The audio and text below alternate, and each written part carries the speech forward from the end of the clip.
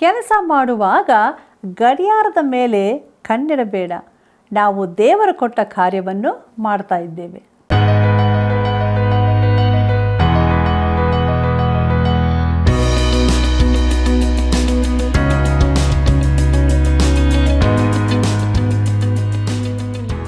ಆತ್ಮೀಯ ಸ್ನೇಹಿತರೆ, ತಾವೆಲ್ಲರೂ ಹೇಗಿದ್ದೀರಿ?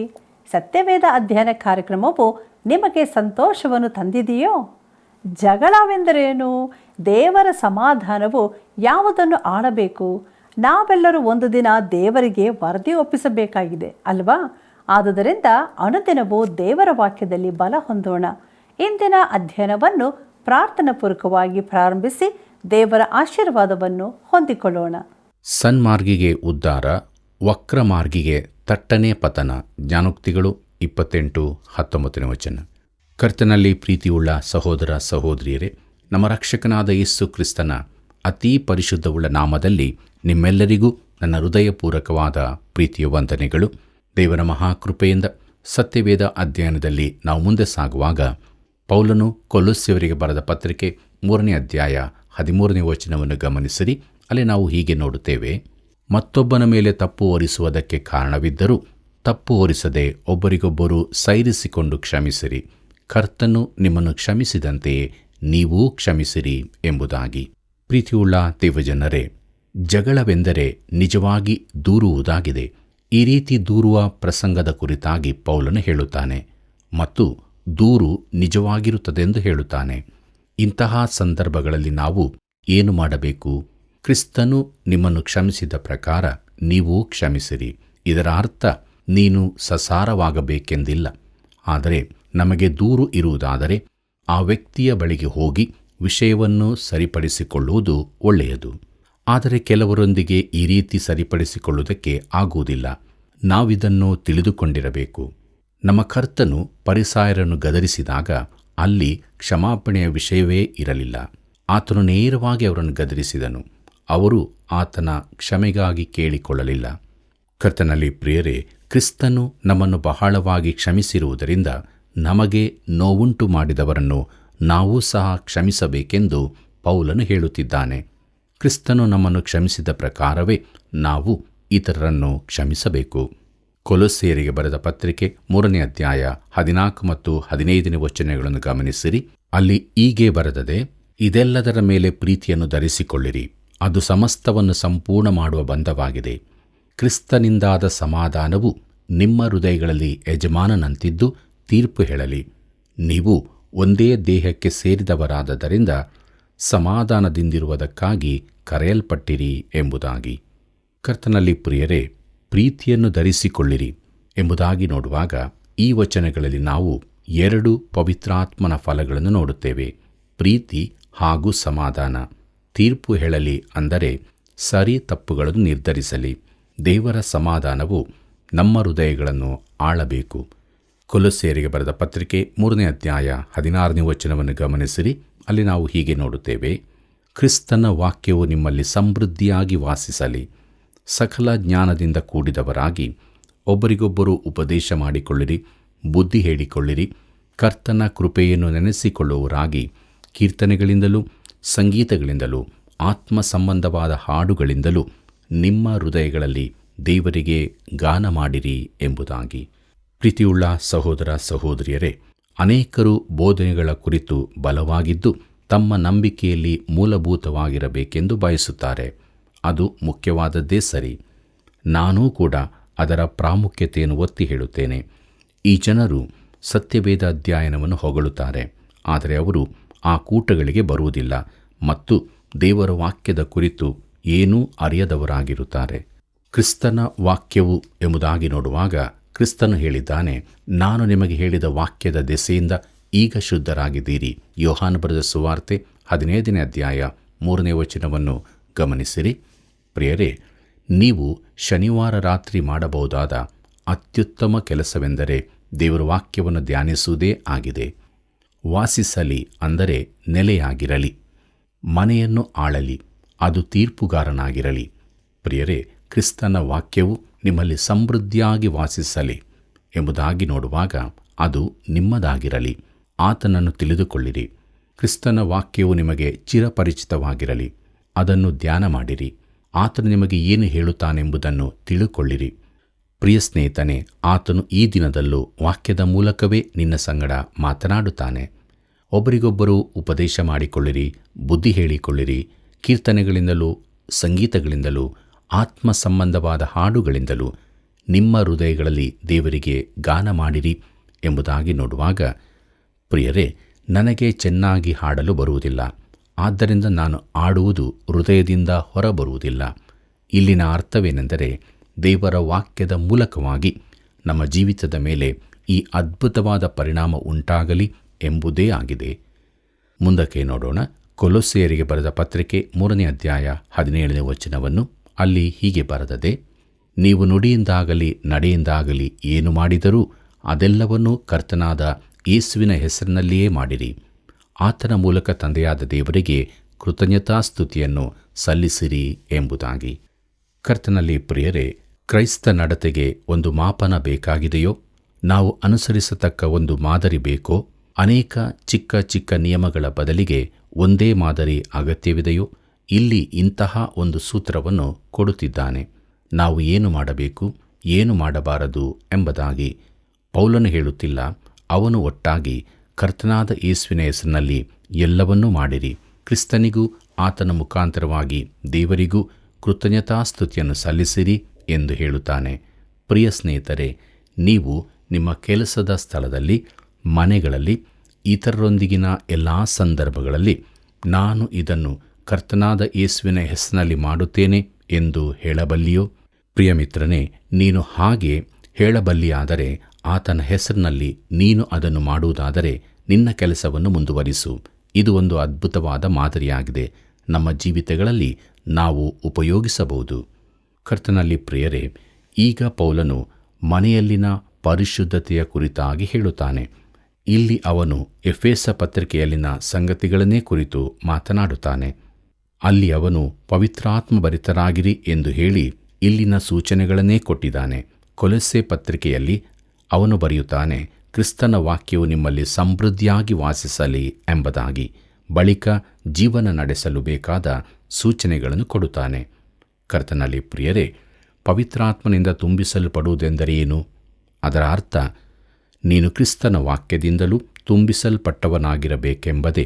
ದೇವರ ವಾಕ್ಯವು ದೇವರ ಆತ್ಮನಿಂದ ಪ್ರೇರಿತವಾದದ್ದಾಗಿದೆ. ದೇವರ ವಾಕ್ಯವು ನಿನ್ನಲ್ಲಿ ಸಮೃದ್ಧಿಯಾಗಿ ವಾಸಿಸುವುದಾದರೆ ನೀನು ದೇವರ ಆತ್ಮನಿಂದ ತುಂಬಿದವನಾಗಿರುತ್ತಿ. ದೇವರ ವಾಕ್ಯದ ಜ್ಞಾನದಿಂದ ತುಂಬಿಸಲ್ಪಡದೆ ನೀನು ಕ್ರಿಸ್ತನ ಸೇವೆ ಮಾಡಲಿಕ್ಕಾಗಿ, ಪವಿತ್ರಾತ್ಮನಿಂದ ತುಂಬಿಸಲ್ಪಡಲಿಕ್ಕಾಗಿ ಸಾಧ್ಯವಿಲ್ಲವೆಂದು ನನ್ನ ಭಾವನೆ. ಕ್ರಿಸ್ತನ ವಾಕ್ಯವು ನಿಮ್ಮಲ್ಲಿ ಸಮೃದ್ಧಿಯಾಗಿ ವಾಸಿಸಲಿ. ಪ್ರೀತಿಯುಳ್ಳ ಸ್ನೇಹಿತನೇ, ದೇವರ ವಾಕ್ಯವು ನಿನ್ನಲ್ಲಿ ಸಮೃದ್ಧಿಯಾಗಿ ವಾಸಿಸುವುದಾದರೆ ಅದು ನಿನ್ನ ಜೀವಿತದಲ್ಲಿ ಕಾರ್ಯ ಮಾಡುತ್ತದೆ ಮತ್ತು ನಿನ್ನ ಮನೆಯ ಮೇಲೆ ಪ್ರಭಾವ ಬೀರುತ್ತದೆ. ಕೊಲೊಸ್ಸೆರಿಗೆ ಬರೆದ ಪತ್ರಿಕೆ 3ನೇ ಅಧ್ಯಾಯ 18ನೇ ವಚನ ಹೀಗೆ ಹೇಳುತ್ತದೆ: ಸ್ತ್ರೀಯರೇ, ನಿಮ್ಮ ಗಂಡಂದಿರಿಗೆ ಅಧೀನರಾಗಿರಿ, ಇದು ಕರ್ತನಲ್ಲಿರುವವರಿಗೆ ಯೋಗ್ಯವಾಗಿದೆ ಎಂಬುದಾಗಿ. ಪ್ರೀತಿಯುಳ್ಳ ಸಹೋದರ ಸಹೋದರಿಯರೇ, ಇದು ಮನೆಯಲ್ಲಿ ಕ್ರಮ ನೆಲೆಸುವುದಕ್ಕಾಗಿ. ಇದು ಗದರಿಸುವ ಗಂಡನಿಗೆ ಅವಕಾಶ ಕೊಡುವುದಕ್ಕಾಗಿ ಅಲ್ಲ. ರಕ್ಷಣೆ ಹೊಂದದ ಆಕೆಯನ್ನು ಹೊಡೆಯುವ ಇಲ್ಲವೇ ದೇವರೊಂದಿಗಿನ ಆಕೆಯ ನಡೆಗೆ ವಿರುದ್ಧವಾದದನ್ನು ಹೇಳುವ ಗಂಡನಿಗೆ ವಿಧೇಯರಾಗಿರಬೇಕೆಂದು ದೇವರು ಬಯಸುತ್ತಾನೆಂದು ನಾನು ನಂಬುವುದಿಲ್ಲ. ಒಬ್ಬ ಮಹಿಳೆ ನನಗೆ ಪತ್ರ ಬರೆದು ಆಕೆಯ ಗಂಡನು ರಕ್ಷಿಸಲ್ಪಡದವನೆಂದು ಹೇಳಿದಳು. ಅವನು ಕುಡಿದು ಮತ್ತನಾದಾಗ ಆಕೆಗೆ ಹೊಡೆಯುತ್ತಿದ್ದನು. ಕ್ರೈಸ್ತಳಾಗಿ ಆಕೆ ಅವನೊಂದಿಗೆ ಜೀವನ ಸಾಗಿಸಬೇಕಾಗಿದೆ ಎಂದು ಅವಳ ಅಭಿಪ್ರಾಯವಾಗಿತ್ತು. ಆಕೆ ತನ್ನ ವ್ಯಕ್ತಿತ್ವವನ್ನು, ಗೌರವವನ್ನು ಕಳಕೊಂಡು ಅವನಿಗೆ ಅಧೀನಳಾದರೆ ಅವನ ಮಟ್ಟಕ್ಕೆ ಇಳಿಯುತ್ತಾಳೆ. ಕೊಲೊಸ್ಸೆರಿಗೆ ಬರೆದ ಪತ್ರಿಕೆ 3ನೇ ಅಧ್ಯಾಯ 19ನೇ ವಚನ ಹೀಗೆ ಹೇಳುತ್ತದೆ: ಪುರುಷರೇ, ನಿಮ್ಮ ಹೆಂಡತಿಯರನ್ನು ಪ್ರೀತಿಸಿರಿ, ಅವರಿಗೆ ನಿಷ್ಠೂರವಾಗಿರಬೇಡಿರಿ ಎಂಬುದಾಗಿ. ಪ್ರೀತಿಯುಳ್ಳ ದೇವಜನರೇ, ಪತ್ನಿಯನ್ನು ಪ್ರೀತಿಸುವ ಗಂಡನಿಗೆ ಪತ್ನಿಯು ಅಧೀನಳಾಗಿರಬೇಕು. ಕುಟುಂಬದ ಮುಖ್ಯಸ್ಥಾನವನ್ನು ಆಕೆ ವಹಿಸಕೂಡದು, ಆದರೆ ಅವನು ಮುಖ್ಯಸ್ಥಾನ ವಹಿಸುವಂತೆ ಅವನನ್ನು ಪ್ರೇರೇಪಿಸಬೇಕು. ಈ ವಿಚಾರವನ್ನು ನಾವು ತುಂಬ ಸಮಯದಿಂದಲೂ ತಪ್ಪಾಗಿ ಭಾವಿಸಿಕೊಂಡಿದ್ದೇವೆ. ನನ್ನ ಇಡೀ ಸೇವಾವಧಿಯಲ್ಲಿ ವಿವಾಹದ ಕಾರ್ಯಕ್ರಮದಲ್ಲಿನ ವಿಧೇಯನಾಗು ಎಂಬ ಪದವನ್ನೇ ಉಪಯೋಗಿಸಲಿಲ್ಲ. ಅದು ಅಲ್ಲಿ ಸೂಕ್ತವಾದ ಪದವಲ್ಲವೆಂದು ನನ್ನ ಭಾವನೆ. ಕೊಲೊಸ್ಸೆಯರಿಗೆ ಬರೆದ ಪತ್ರಿಕೆ 3ನೇ ಅಧ್ಯಾಯ 20ನೇ ವಚನವನ್ನು ಗಮನಿಸಿರಿ. ಅಲ್ಲಿ ನಾವು ಹೀಗೆ ನೋಡುತ್ತೇವೆ, ಮಕ್ಕಳೇ, ಎಲ್ಲ ವಿಷಯಗಳಲ್ಲಿ ನಿಮ್ಮ ತಂದೆ ತಾಯಿಗಳ ಮಾತನ್ನು ಕೇಳಿರಿ, ಇದು ಕರ್ತನ ದೃಷ್ಟಿಯಲ್ಲಿ ಮೆಚ್ಚುಗೆಯಾಗಿದೆ ಎಂಬುದಾಗಿ. ಪ್ರೀತಿಯುಳ್ಳ ದೇವಜನರೇ, ಅವರು ಹೆತ್ತವರನ್ನು ಗೌರವಿಸಬೇಕು. ಆದರೆ ಮಕ್ಕಳಾಗಿರುವಾಗ ಹೆತ್ತವರಿಗೆ ವಿಧೇಯರಾಗಿರತಕ್ಕದ್ದು. ಆದರೂ ಮಗುವು ಬೆಳೆಯಬೇಕಾಗಿದೆ. ಈ ವಚನದ ಅರ್ಥ ಒಬ್ಬ 24 ವರ್ಷದ ಹುಡುಗನು ತಾಯಿಯ ಸೆರಗನ್ನು ಹಿಡಿದುಕೊಂಡು ಓಡಾಡಬೇಕೆಂದಲ್ಲ. ಅವನಿಗೆ ವಿವಾಹವಾಗಿರಲಿ ಇಲ್ಲದಿರಲಿ, ಪ್ರಾಯಕ್ಕೆ ಬಂದಾಗ ತನ್ನ ಹೆತ್ತವರಿಂದ ಬಿಡಿಸಿಕೊಳ್ಳಲು ತಯಾರಾಗಿರಬೇಕು. ಈ ದಿನಗಳಲ್ಲಿ ಅನೇಕ ಮಂದಿ ನವತರುಣರು ತಮ್ಮ ಹೆತ್ತವರಿಗೆ ವಿರೋಧವಾಗಿರುವುದನ್ನು ನೋಡುತ್ತೇವೆ. ಆ ಮಕ್ಕಳ ಹೃದಯದಲ್ಲಿ ದೇವರು ಪ್ರತ್ಯೇಕವಾಗಿರಬೇಕೆಂಬ ಆಶೆಯನ್ನು ಹುಟ್ಟಿಸಿರಬಹುದು. ಹೆತ್ತವರಿಂದ ದೂರವಾಗಿ ಸ್ವತಂತ್ರರಾಗಿರಲು ಅವರು ಕಲಿಯಬೇಕು. ಮದುವೆಯಾದ ದಂಪತಿಗಳು ಈಗಲೂ ತಮ್ಮ ಹೆತ್ತವರಿಗೆ ಅಧೀನರಾಗಿರಬೇಕೆಂದು ತಿಳಿಸುವ ಕೆಲವು ಬರಹಗಳನ್ನು ನಾನು ಓದಿದ್ದೇನೆ. ಆದರೆ ಇದು ಬುದ್ಧಿಹೀನವಾದದ್ದು, ಸತ್ಯವೇದಕ್ಕೆ ವಿರುದ್ಧವಾದದ್ದು ಎಂಬ ನನ್ನ ಭಾವನೆ.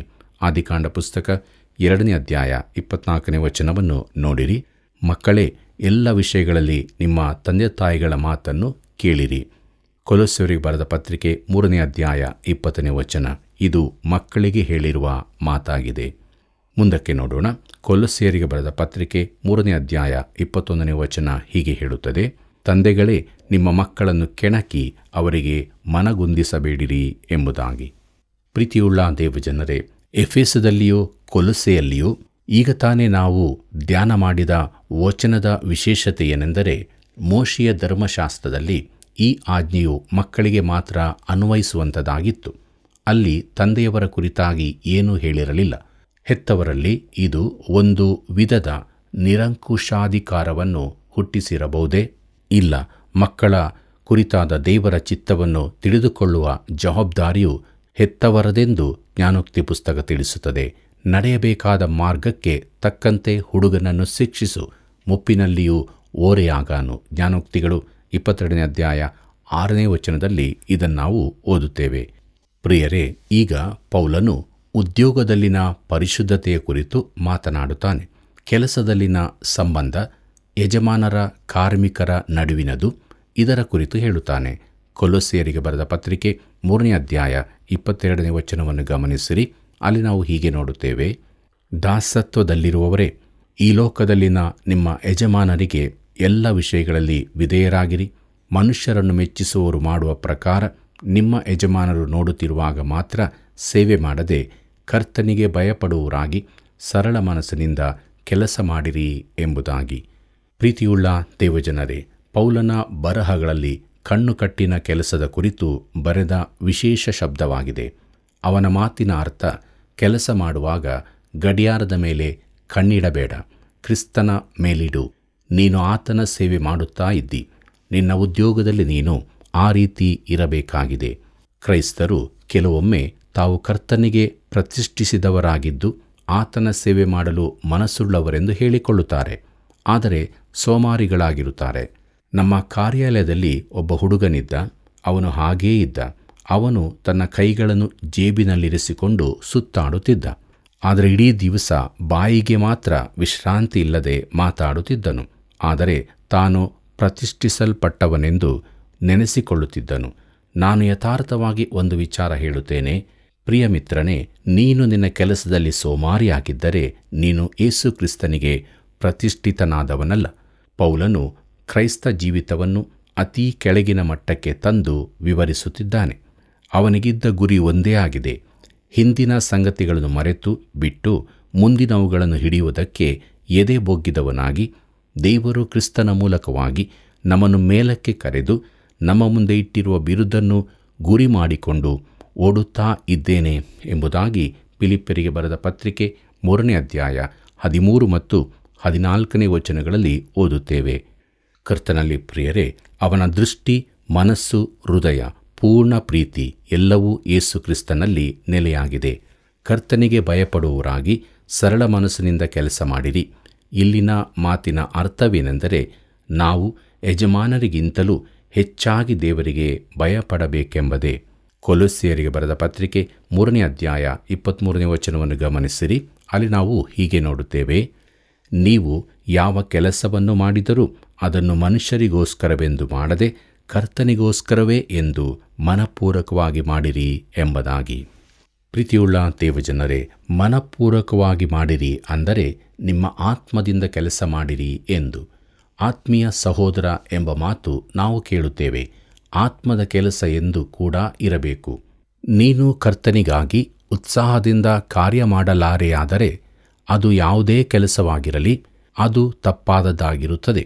ಕೆಲವರು ನನಗೆ ಪತ್ರ ಬರೆದು ನಾನು ಹೀಗೆ ಮಾಡುವುದು ಸರಿಯೋ ಎಂದು ಕೇಳುತ್ತಾರೆ. ನಿಮ್ಮ ಆದರ್ಶ ಮಟ್ಟ ಹೇಗಿರುತ್ತದೆ? ನೀವು ಯಾವುದನ್ನೇ ಮಾಡಿದರೂ ಕರ್ತನಿಗೆಂದು ಮನಪೂರ್ವಕವಾಗಿ ಮಾಡಿರಿ. ಅದು ಎಲ್ಲದಕ್ಕೂ ಅನ್ವಯಿಸುವಂತಹದ್ದು.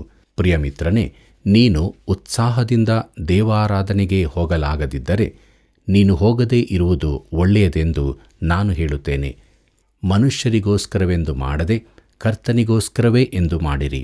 ನಾವು ಯಾವ ಕೆಲಸವನ್ನು ಮಾಡಿದರೂ ಅದನ್ನು ಮನುಷ್ಯರಿಗೆಂದು ಮಾಡದೆ ಕರ್ತನಿಗೆಂದೇ ಮಾಡತಕ್ಕದ್ದು. ನಾವು ಮನುಷ್ಯರನ್ನು ಮೆಚ್ಚಿಸುವವರಲ್ಲ. ಕೊಲೊಸ್ಸೆಯವರಿಗೆ ಬರೆದ ಪತ್ರಿಕೆ 3ನೇ ಅಧ್ಯಾಯ 24ನೇ ವಚನವನ್ನು ಗಮನಿಸಿರಿ. ಅಲ್ಲಿ ನಾವು ಹೀಗೆ ನೋಡುತ್ತೇವೆ, ಕರ್ತನಿಂದ ಪರಲೋಕ ಬಾಧ್ಯತೆ ಎಂಬ ಪ್ರತಿಫಲವನ್ನು ಹೊಂದುವೆವೆಂದು ತಿಳಿದಿದ್ದೀರಲ್ಲ. ನೀವು ಕರ್ತನಾದ ಕ್ರಿಸ್ತನಿಗೆ ದಾಸರಾಗಿದ್ದೀರಿ ಎಂಬುದಾಗಿ. ಪ್ರೀತಿಯುಳ್ಳ ಸ್ನೇಹಿತನೇ, ಒಂದು ವೇಳೆ ನೀನು ನಿನ್ನ ಯಜಮಾನನಿಗೆ ವರದಿ ಒಪ್ಪಿಸಬೇಕಾಗಿರುವುದಿಲ್ಲ. ಅವನು ಬೆನ್ನು ತಿರುಗಿಸಿದಾಗ ನೀನು ಕೆಲಸದಲ್ಲಿ ನಿರತನಾಗಿರುವುದನ್ನು ಅವನು ಗಮನಿಸಲಿಕ್ಕಿಲ್ಲ. ಆದರೆ ಕರ್ತನಾದ ಯೇಸು ನೋಡುತ್ತಿರುತ್ತಾನೆ. ನೀನು ಆತನಿಗೆ ಉತ್ತರ ಕೊಡಬೇಕಾಗಿದೆ. ನೀನು ಆತನಲ್ಲಿದ್ದಿ, ಆತನಿಗೆ ಸೇರಿದವನಾಗಿದ್ದಿ. ಆದ್ದರಿಂದ ನಿನ್ನ ಜೀವಿತದ ಲೆಕ್ಕವನ್ನು ಆತನಿಗೆ ಕೊಡಬೇಕಾಗಿದೆ. ನಾವು ಈ ಲೋಕದಲ್ಲಿ ಕರ್ತನಾದ ಯೇಸುವಿನ ಪ್ರತಿನಿಧಿಗಳಾಗಿರುವುದರಿಂದ ತನ್ನ ಪ್ರತಿನಿಧಿಗಳು ನಂಬಿಗಸ್ತರಾಗಿ ಕಾಣಿಸಿಕೊಳ್ಳಬೇಕೆಂದು ಆತನು ಅಪೇಕ್ಷಿಸುತ್ತಾನೆ. ದೀನರಾಗಿರುವವರು ತುಂಬ ಮಂದಿ ಇದ್ದಾರೆ. ನನಗೆ ನಿನಗೆ ತಿಳಿಯದಿದ್ದರೂ ತಮ್ಮ ಸೇವೆಯನ್ನು ನಂಬಿಗಸ್ತರಾಗಿ ಮಾಡುವವರು. ಅವರು ತಮ್ಮ ಯಜಮಾನನಿಗೂ ತಮ್ಮ ಸಭೆಗೂ ತಮ್ಮ ಮನೆಯವರಿಗೂ ಸಭಾಪಾಲಕರಿಗೂ ನಂಬಿಗಸ್ತರಾಗಿ ಇರುತ್ತಾರೆ. ಅವರ ಕುರಿತು ಕೆಲವೇ ಮಂದಿಗೆ ತಿಳಿದಿರಬಹುದು, ಆದರೆ ಕರ್ತನಿಗೆ ತಿಳಿದದೆ. ಆತನಿಂದ ತಕ್ಕ ಬಹುಮಾನ ಹೊಂದುತ್ತಾರೆ. ಕೆಲವರು ಆ ದಿನದಲ್ಲಿ ಪಡೆಯುವ ಬಹುಮಾನವನ್ನು ಕಂಡು ನಮಗೆ ಆಶ್ಚರ್ಯವಾಗಬಹುದು. ಪ್ರಿಯರೇ, ನೀವು ಕರ್ತನಾದ ಕ್ರಿಸ್ತನಿಗೆ ದಾಸರಾಗಿದ್ದೀರಿ. ಈ ಲೋಕದಲ್ಲಿನ ಕ್ರೈಸ್ತ ಸೇವೆಗೆ ಇದು ಬೇರೆಯೇ ಒಂದು ಬಣ್ಣವನ್ನು ಕೊಡುತ್ತದೆ. ದೇವರ ಸೇವೆಯಲ್ಲಿ ಸೋಮಾರಿಗಳಾಗಿರುವವರು ತುಂಬ ಮಂದಿ ಇದ್ದಾರೆ. ಸೋಮಾರಿತನವು ದೇವರ ಸೇವೆಗೊಂದು ಶಾಪವಾಗಿರುತ್ತದೆ. ಸಭಾ ಉದ್ಯೋಗಿಗಳಲ್ಲೂ ಇದು ಇರುತ್ತದೆ. ಯಾರೂ ನೋಡದೆ ಗಮನಿಸದೆ ಇರುವುದರಿಂದ ಇಂತಹ ಸೇವೆಯಲ್ಲಿ ಆಲಸಿಗರಾಗಿರುವುದು ಬಹಳ ಸುಲಭ. ನಾವು ಕರ್ತನಾದ ಯೇಸುವಿನ ಸೇವೆ ಮಾಡುತ್ತಿದ್ದೇವೆ ಎಂಬುದನ್ನು, ಆತನಿಗೆ ಲೆಕ್ಕ ಒಪ್ಪಿಸಬೇಕಾಗಿದೆ ಎಂಬುದನ್ನು ಮರೆಯಬಾರದು. ಕೊಲೊಸ್ಸೆಯರಿಗೆ ಬರೆದ ಪತ್ರಿಕೆ 3ನೇ ಅಧ್ಯಾಯ 24ನೇ ವಚನ ಹೀಗೆ ಹೇಳುತ್ತದೆ, ಅನ್ಯಾಯ ಮಾಡುವವನು ತಾನು ಮಾಡಿದ ಅನ್ಯಾಯಕ್ಕೆ ತಕ್ಕ ಪ್ರತಿಫಲವನ್ನು ಹೊಂದುವವನಷ್ಟೇ, ಪಕ್ಷಪಾತವಿರುವುದಿಲ್ಲ ಎಂಬುದಾಗಿ. ಪ್ರೀತಿಯುಳ್ಳ ದೇವಜನರೇ, ನಾವು ಈ ಲೋಕದಲ್ಲಿ ನಮ್ಮ ಜೀವಿತಗಳಲ್ಲಿ ಸರಿಪಡಿಸಲಾಗದ್ದನ್ನು ಆತನು ಸರಿಪಡಿಸಲಿಕ್ಕಿದ್ದಾನೆ. ಈ ವಚನದ ಅರ್ಥ ಇದೇ ಆಗಿದೆ. ದೇವರ ಸೇವೆಯಲ್ಲಿರುವುದು ಒಂದು ಸೌಭಾಗ್ಯವಾಗಿದೆ. ಭಾನುವಾರ ಶಾಲಾ ಶಿಕ್ಷಕನಾಗಿರುವುದು ಸುಸಂದರ್ಭವೇ. ಆದರೆ ಇದರಿಂದಾಗಿ ನೀನೊಬ್ಬ ದೊಡ್ಡ ವ್ಯಕ್ತಿಯಾದೆನೆಂದು ನೆನೆಸಬೇಡ. ಕರ್ತನು ನಿನಗೆ ನ್ಯಾಯ ತೀರಿಸುವಾಗ ಆತನು ನಿನ್ನ ನಂಬಿಗಸ್ತಿಕೆಯ ಆಧಾರದಲ್ಲಿ ನಮ್ಮೆಲ್ಲರಿಗೂ ಒಂದೇ ರೀತಿಯ ನ್ಯಾಯ ವಿಚಾರಣೆಯೂ ಆಗುತ್ತದೆ. ದೇವರು ಪಕ್ಷಪಾತ ಮಾಡುವವನಲ್ಲ. ಪ್ರಿಯ ಸ್ನೇಹಿತರೆ, ನಾವು ಜೀವವುಳ್ಳ ಕರ್ತನೊಂದಿಗೆ ಜೋಡಿಸಲ್ಪಟ್ಟಿದ್ದೇವೆ. ಇದು ಎಷ್ಟು ಅದ್ಭುತವಾದದ್ದು! ನನ್ನ ಸ್ವಂತ ಬಲದಿಂದ ನಾನು ಇದನ್ನು ಪಡೆಯಲಾರೆ, ಆದರೆ ಕರ್ತನು ನನಗೆ ಸಹಾಯ ಮಾಡುತ್ತಾನೆಂದು ಹೇಳಿದ್ದಾನೆ. ನಮ್ಮಲ್ಲಿ ಕಾರ್ಯ ಮಾಡುವ ಪವಿತ್ರಾತ್ಮನು ಮಾತ್ರ ಈ ಪರಿಶುದ್ಧ ಉನ್ನತ ಕರೆಗೆ ನನ್ನನ್ನು ಮುಟ್ಟಿಸಬಲ್ಲನು. ಈ ಲೋಕದಲ್ಲಿನ ಎಲ್ಲ ಸಂಬಂಧಗಳಲ್ಲಿಯೂ ನಾನು ಆತನ ಪ್ರತಿಬಿಂಬವಾಗಿರಬೇಕೆಂದು ಆಶಿಸುತ್ತಾನೆ. ನಮ್ಮಲ್ಲಿರುವ ಕರೆಯು ಎಂಥ ಮಹಿಮೆಯುಳ್ಳದ್ದು! ಇದು ನಿನ್ನಲ್ಲಿ ಉತ್ಸಾಹವನ್ನುಂಟು ಮಾಡುವುದಿಲ್ಲವೇ? ಬೆತ್ಲೆಹೇಮಿನ ಕೂಸಿನ ಕಡೆಗೆ ನೋಡಬೇಡ. ದೇವರ ಬಲಗಡೆಯಲ್ಲಿ ಆಸೀನನಾಗಿರುವ ಜೀವಿಸುವ ಕ್ರಿಸ್ತನ ಬಳಿಗೆ ಹೋಗು. ಕರ್ತನಲ್ಲಿ ಪ್ರೀತಿಯುಳ್ಳ ಸಹೋದರ ಸಹೋದರಿಯರೇ, ನಾವು ದಿನಾಲು ಯೇಸು ಕ್ರಿಸ್ತನ ಕಡೆಗೆ ದೃಷ್ಟಿ ಇಟ್ಟು ನಮಗೆ ನೇಮಕವಾದ ಓಟವನ್ನು ಸ್ಥಿರಚಿತ್ತದಿಂದ ಓಡಬೇಕಾಗಿದೆ. ಆದ್ದರಿಂದ ದೇವರಾತ್ಮ ಸಹಾಯವನ್ನು ಬೇಡಿಕೊಳ್ಳುತ್ತಾ ದೇವರ ವಾಕ್ಯದಿಂದ ತುಂಬಿಸಲ್ಪಟ್ಟವರಾಗಿ ನಿತ್ಯ ಜೀವದ ನಿರೀಕ್ಷೆಯಲ್ಲಿ ನಂಬಿಗಸ್ತರಾಗಿ ಯೇಸು ಕ್ರಿಸ್ತನನ್ನು ಹಿಂಬಾಲಿಸೋಣ. ದೇವರ ಆಶೀರ್ವಾದವನ್ನು ಹೊಂದಿಕೊಳ್ಳೋಣ.